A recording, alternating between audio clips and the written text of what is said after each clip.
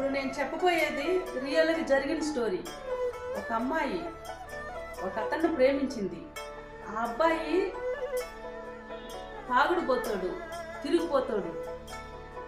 వాళ్ళకి ఇల్లు కూడా లేదు, ఒక గుడిసెలో ఉన్నాడు. Background bad. అలాంటి అబ్బాయిని ప్రేమించింది ఒక అమ్మాయి. ఆ అమ్మాయిని సాకింది నానమ్మే. అమ్మ నాన్న కంటే నానమ్మే సాకింది ఆమెని.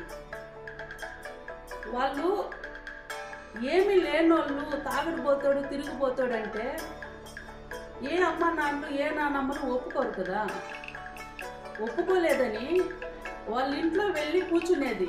నేను ఇంటికి రాను అని అబ్బాయి ఇంట్లో కూర్చునేది. వాళ్ళు తరిమేస్తూ ఉండేది. అయినా వాళ్ళు ఈడ్స్ బయట వేసిన మళ్ళీ పోయి వాళ్ళు వెళ్ళేది, వాళ్ళ ఇంట్లో కూర్చునేది.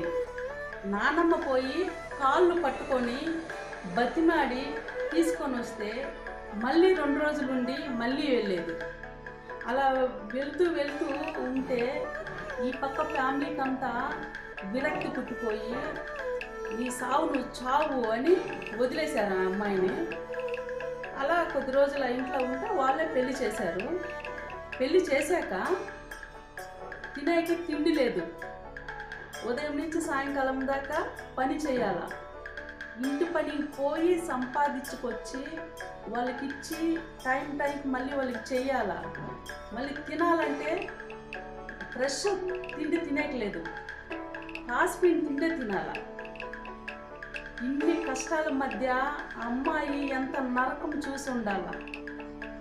అది ప్రతి ఒక్క ఆడపిల్ల ఈ వీడియో చూసి గుణపాఠం నేర్చుకో.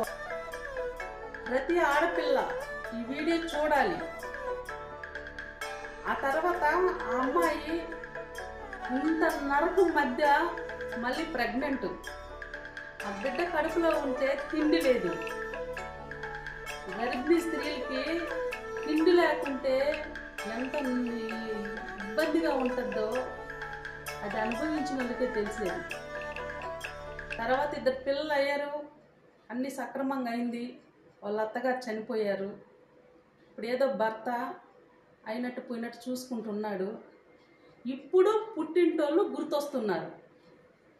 గుర్తుంది, పోయాక బాధపడితే లాభం లేదు. చేతులు కాలేక ఆకులు పట్టుకుంటే ఏం ప్రయోజనం లేదు.